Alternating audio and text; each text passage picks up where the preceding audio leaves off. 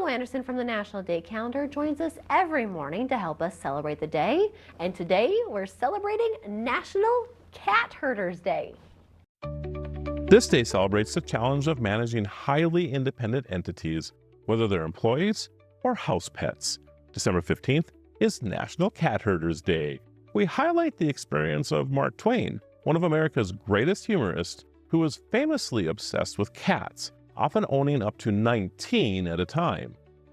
Twain himself joked, if man could be crossed with the cat, it would improve man, but it would deteriorate the cat.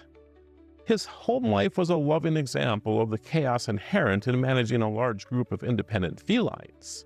This day honors those who face impossible organizational tasks with patience and just a little bit of loving humor. I'm Marlo Anderson with National Day Calendar, reminding you to celebrate every day.